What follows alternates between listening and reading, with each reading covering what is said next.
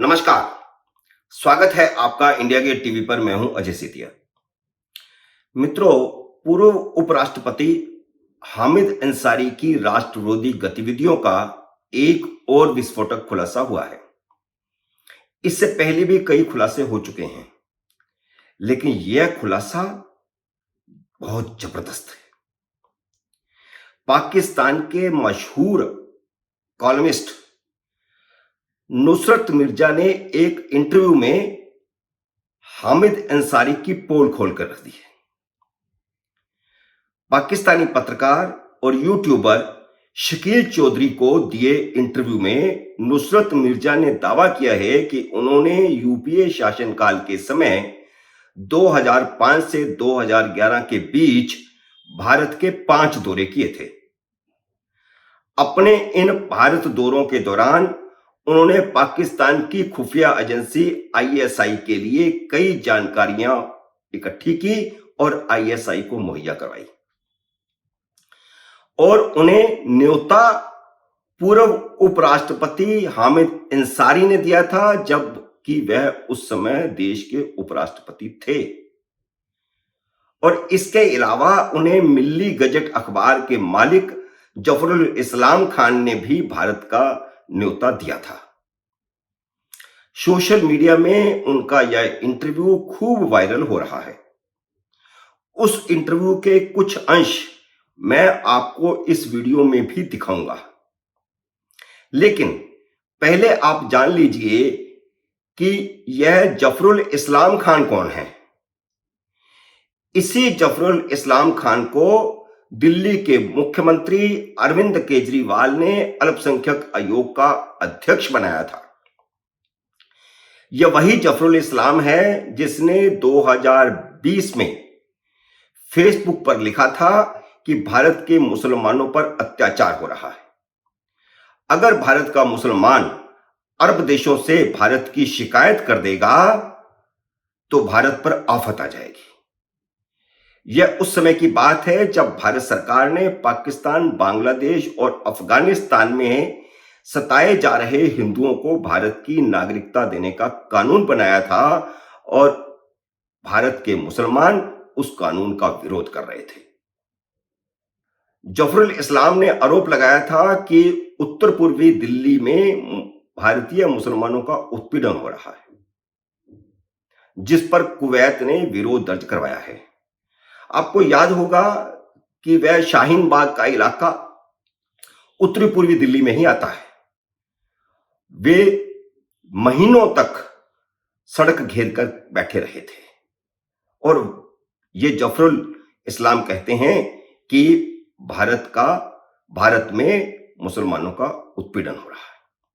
और इन्हीं जफरुल इस्लाम ने पाकिस्तान के इस कॉलमिस्ट मिर्जा को भारत आने का न्योता दिया था और वह भारत में आकर के आईएसआई के लिए इंफॉर्मेशंस इकट्ठी कर रहा था और आईएसआई को जाकर दे रहा था। इंटरव्यू के दौरान नुसरत मिर्जा ने खुलासा किया है कि उसने यूपीए शासनकाल के दौरान 2005 में चंडीगढ़ का दौरा किया, 2006 में जब वह दोबारा आया तो हैदराबाद, बेंगलुरु और चेन्नई का दौरा किया और इसके बाद जो उसने 3 दौरे और किए उसमें वह कलकत्ता, पटना और अन्य स्थानों की यात्राएं भी उसने की। उसका दावा है कि भारत के 15 राज्यों में उसने यात्राएं की हैं। मैं अभी थोड़ी देर में आपको इंटरव्यू के कुछ अंश भी दिखाता हूं। मिर्जा ने बताया कि जिस समय भारत में कांग्रेस का शासन था उस समय वह आतंकवाद पर हुए एक सेमिनार में शामिल होने के लिए भारत गया था। इस कार्यक्रम में उस समय के उपराष्ट्रपति हामिद अंसारी ने खुद उसे आमंत्रित किया था।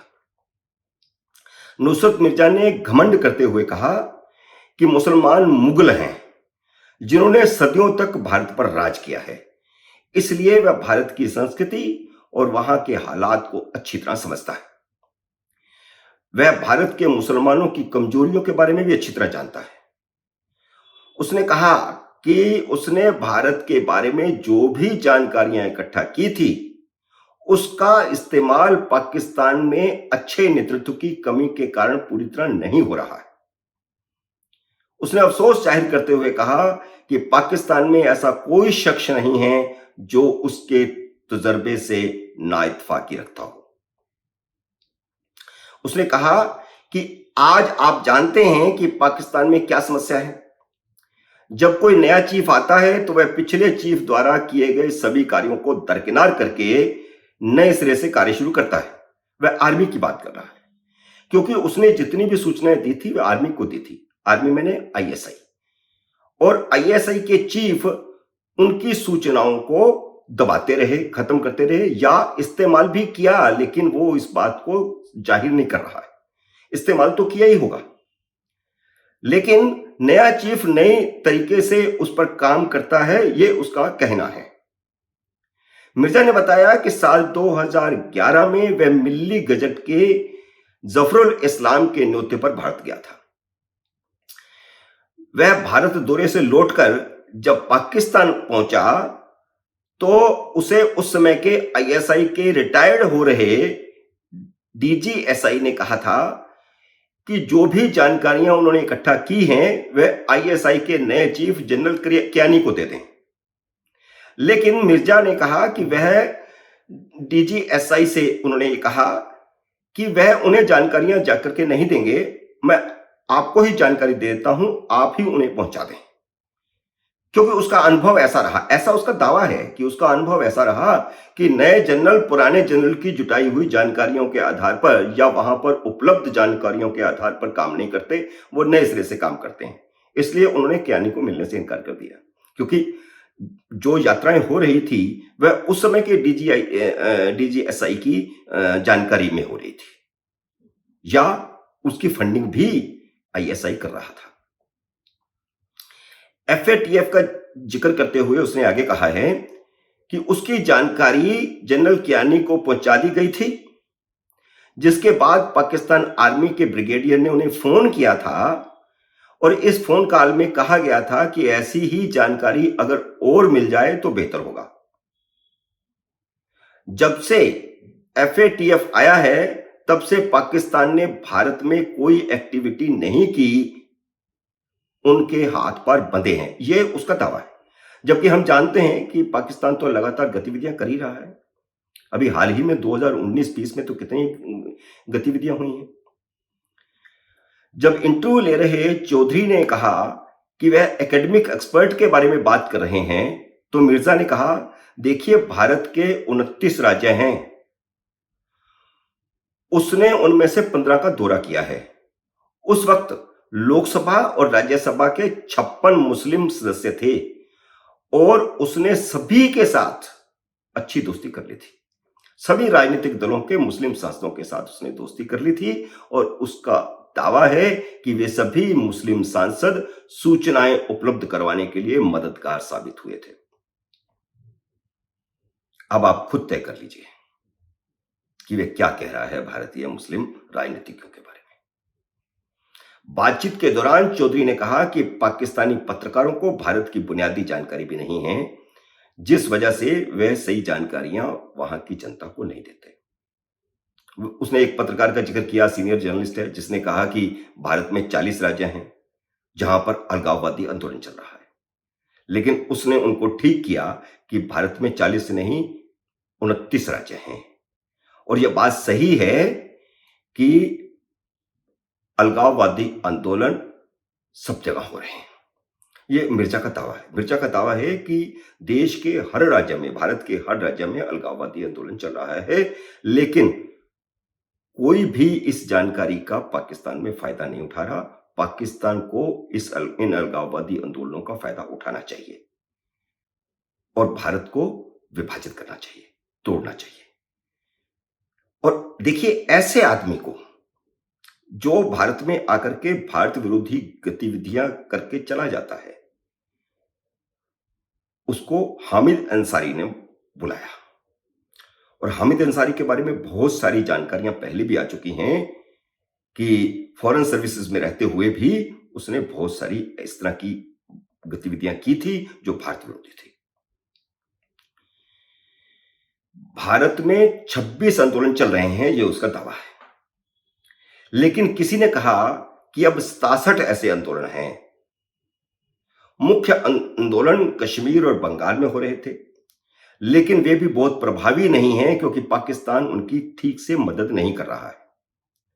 मिर्जा ने इंटरव्यू के दौरान दावा किया कि 2008 के मुंबई हमले में पाकिस्तान का हाथ नहीं था। उसने इस संबंध में कांग्रेस के एक बड़े नेता का हवाला दिया, जिसने ये कहा था कि पाकिस्तान का इस में हाथ नहीं है। हालांकि उसने उस कांग्रेस के बड़े नेता का नाम नहीं लिया, लेकिन हम सब जानते हैं कि वह बड़ा नेता दिग्विजय सिंह था, जो उस समय कांग्रेस का महासचिव था और 3 बार मध्य प्रदेश का मुख्यमंत्री रह चुका था। आज भी वे कांग्रेस का बड़ा नेता है। इसके अलावा मिर्जा ने भारत के एक पत्रकार अमरेश मिश्रा द्वारा लिखे गए लेखों का भी उल्लेख किया, जो 26/11 के हमले में पाकिस्तान को क्लीन चिट देने और उनके अपराध पर पर्दा डालने के लिए जाने जाते हैं। उनकी रिपोर्ट को मिर्जा के मीडिया हाउस ने दोबारा पाकिस्तान में प्रकाशित किया था। अब आप सुनिए मिर्जा का वह इंटरव्यू। इंडिया के मैंने 5 दौरे किए। एक दौरा मुझे दावत दी गई थी चंडीगढ़ में, जिसमें कि जनरल तलत मसूद थे, नजमुद्दीन शेख थे और मैं था। मैं लीडर। और आप तो मिर्जा साहब पैदा भी दिल्ली में हुए और जब पाकिस्तान बना 5 साल के थे। जी जी जी। तो मैंने वहाँ पर दौरे किए और वहाँ के जो 22 एक दफ़ा ये दौरा तो 10 दिन का था। चंडीगढ़ का 2005 में, फिर बाद में 2006 में मैं गया तो हैदराबाद, दक्कन, बेंगलोर और फिर चेन्नई गया। फिर इसके बाद में मैं जब एक दफ़ा गया 1 महीने के लिए गया, तो फिर वो मैं कलकत्ता भी गया, पटना भी गया, लखनऊ गया और वहाँ पर उस ज़माने में इलाहाबाद का भी मेरे पास वीज़ा था। तो खुर्शीद कुसूरी साहब जो थे वो यहाँ के फॉरेन मिनिस्टर थे, उन्होंने मेहरबानी करके मुझे 7 शहरों का वीज़ा दिला दिया। अमूमी तौर पर इंडिया के जो लोग हैं, जो इंडिया में 3 शहरों का वीज़ा देते हैं। जब आप वीज़ा अप्लाई करेंगे तो 3 शहरों देते हैं, उन्होंने 7 का दिला दिया। तो इलाहाबाद हम नहीं देख सके उस दिन, वहाँ पर वहाँ कर्फ्यू लगा हुआ था। अदरवाइज हमने ये समझते हैं कि हमने रीज़नेबली इंडिया के मामलात को समझने की कोशिश की है और ख़ुसूसन मुसलमानों के जो हालात हैं उन पर हमने तवज्जो दी है। और वहाँ पर जो सारे उर्दू के अखबारात हैं, वो सारे अखबारात हमारे दोस्त हैं, जो उनके एडिटर साहबान जो हैं उर्दू के, और जो टीवी चैनल्स हैं, बहुत सारे टीवी चैनल। जिस वक्त मैं जाता था तो मैं कम से कम 10-20 चैनलों पर मैं इंटरव्यू देता था। तो वो 2010 में फिर हमें बुलाया गया, जब हामिद अंसारी साहब नायब सदर थे, तो एक सेमिनार था बहुत बड़ा जिसमें टेररिज्म पे था, तो उन्होंने उस वक्त भी हमने, तो मैं इस समय कहता हूँ कि ये ठीक है आपकी बात कि हम भी बहुत एक्सपर्ट नहीं हैं, लेकिन हम क्योंकि मुग़ल हैं, हमने वहाँ हुक्मरानी की है और वो हम वहाँ के हालात को जानते हैं और वहाँ की जो इंडिया के जो नफ्सियात है, उनका जो कल्चर है, उसको हम समझते हैं, उनकी वीकनेस को हम जानते हैं। अब मसला ये है कि पाकिस्तान में कोई आदमी ऐसा नहीं है कि उस हमारी जो पास जो एक्सपीरियंस है या जो जो हमने वहाँ तजर्बा हासिल किया, उससे कोई इस्तिफ़ादा हासिल करने को तैयार नहीं है। और वो जो बहुत ज़्यादा है, यानी 2011 में मैं लास्ट गया था, जब वो एक दिल्ली में एक ज़फ़रुल इस्लाम साहब हैं, जो मिल्ली गज़ट निकालते हैं, वहाँ का अखबार अंग्रेज़ी में, उन्होंने हमें बुलाया था। तो फिर हम यहाँ से हम ले गए थे। तो अब मतलब ये है कि रीज़नेबली हम समझते हैं। तो अब बात ये है कि आपको जो काम करना है, तो उसका जो आपके यहाँ पाकिस्तान में क्या होता है, एक चीफ गया तो उसने जो सारा का सारा जो पुराने वाला चीफ काम करके गया था, उसको सबसे तौबा की और अपना नया प्रोग्राम शुरू कर दिया। इस तरह से एक DGI चला गया। खुर्शीद कुसूरी ने मुझसे कहा कि भाई ये जो तुम इन्फॉर्मेशन लाए हो, ये तुम इसको दे दो कियानी को। उस ज़माने में कियानी DGI था। मैंने भाई मैं तो नहीं दूँगा, लेकिन आप देना चाहते हैं दे दें, मैं आपको ये देके जा रहा हूँ। तो खैर वो उन्होंने दे दी थी। फिर बाद में किसी आदमी ने, एक ब्रिगेडियर ने मुझे फ़ोन किया, कहा कि साहब ऐसी इन्फॉर्मेशन हमें और मिल जाए तो अच्छा। तो मैंने कहा भाई ये इन्फॉर्मेशन काफ़ी नहीं है, इस पर ही काम करो। तो इनका एक रिसर्च विंग जरूर है, ये नहीं कह सकते कि आप ये लोग वहाँ के हालात को नहीं जानते हैं। हमारे जो आइंस्टाइन जो है वहाँ के सारे शहरों के बारे में इनके पास इंफॉर्मेशन है, उनकी जो लिविंग है, उनके यहाँ जो कमजोरियां हैं, जहाँ पर वो सब जानते हैं, ये लोग जानते हैं। और लेकिन उसको इस्तेमाल नहीं करते हैं। जब से FATF आया है तो पाकिस्तान ने कोई भी वहाँ पर एक्टिविटी नहीं की है, और वो अब बिल्कुल उसके हाथ पैर बंधे हुए हैं। मित्रों, उम्मीद है मेरा ये वीडियो आपको पसंद आया होगा। इसे लाइक करिए, शेयर कीजिए और ज्यादा से ज्यादा लोगों को तक पहुंचाइए, ताकि इस तरह की सच्ची जानकारियां लोगों तक पहुंच सके। उम्मीद है आपने मेरे YouTube चैनल को सब्सक्राइब किया होगा, और अगर नहीं किया है तो तुरंत सब्सक्राइब कीजिए, घंटी का बटन भी दबाइए, ताकि जैसे ही मेरा नया वीडियो आए आपको सूचना आए।